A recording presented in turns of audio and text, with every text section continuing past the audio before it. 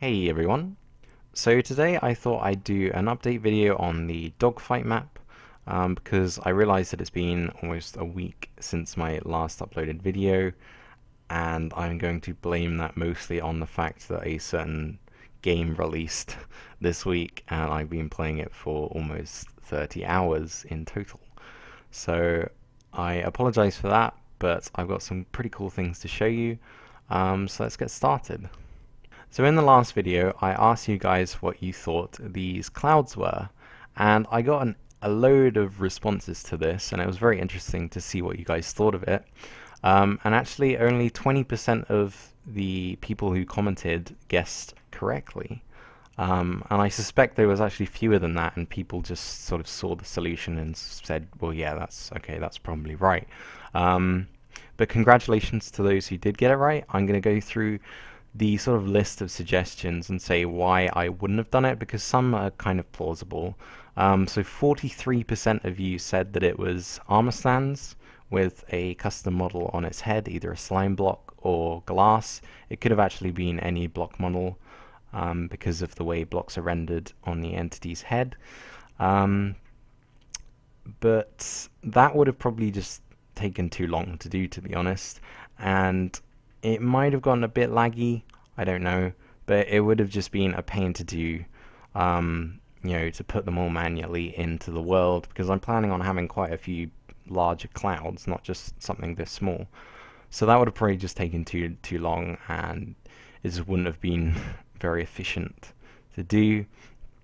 Then 17% of you guessed that it was falling sand, which again would have taken too long to do, and it probably would have looked a bit glitchy as well. I'm not too sure how well it would have looked. Then 8% of you guessed fence gates, which is a pretty good suggestion. I actually did try out fence gates when I was sort of testing ideas for the clouds. So you're at least on the same mindset as me there. The only problem with the fence gates is that firstly, they cannot be sort of translucent like these clouds are. You can kind of see through these clouds. And also you can actually right click fence gates to close them, which actually just completely ruins the flying through effect. So it's definitely not fence gates. Then 5% of you said it was water. I don't know how that would work because I don't slow down when I fly through it, and I will be in adventure mode, or you will be in adventure mode when you're flying through these clouds.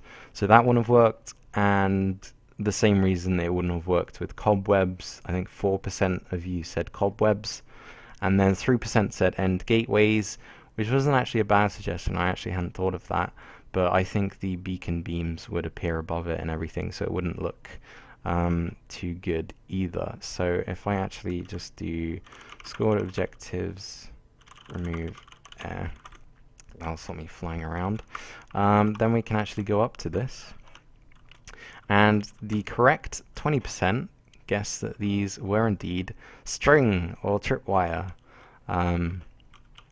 So yeah, string I can just place anywhere in midair.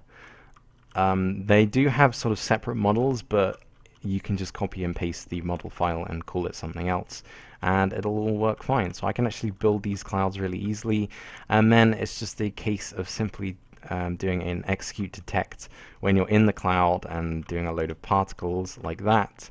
Obviously when you fly through them super fast, it looks a lot nicer. But yeah, so I can just easily make my own clouds like that. So I thought that was a really cool idea, and I'm glad so many of you commented with your sort of suggestions and ideas of what it was.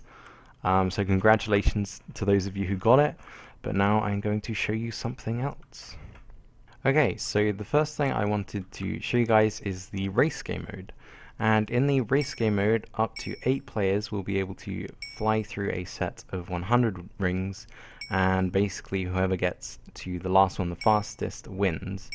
And each player is sort of assigned a different color, so you can tell what plane you are, because if I go into F5 quickly, you can see that I give off this orange trail.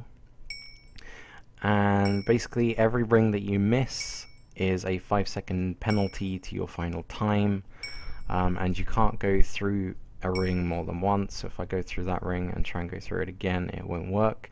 So you can only go through the ring once, per player that is.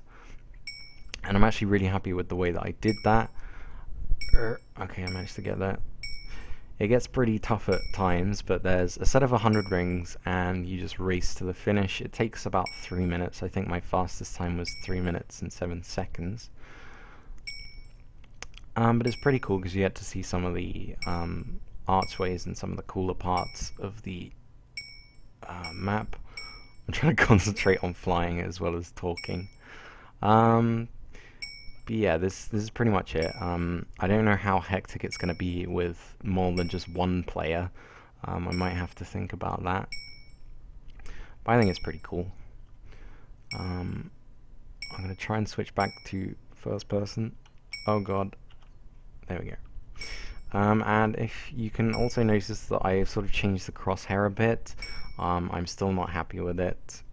It just looks a bit weird at the moment, because it just seemed too obstructive before, but now it just seems too high up. I don't know.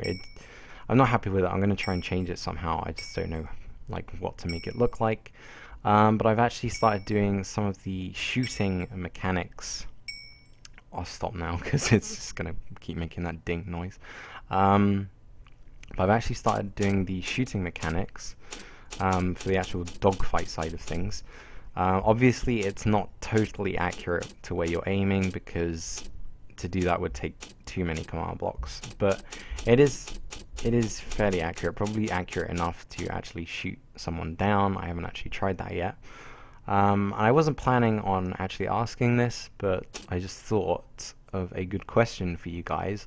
What do you think these sort of bullets actually are? It'll be interesting to know if anyone can figure that out. So the sort of firing aspect of it is just, you know, detecting rotation and then summoning something. I'm not going to tell you what, but let's see who can figure it out. But yeah, that's pretty much all for this video. I hope you enjoyed, and I'll see you in the next one. Bye for now.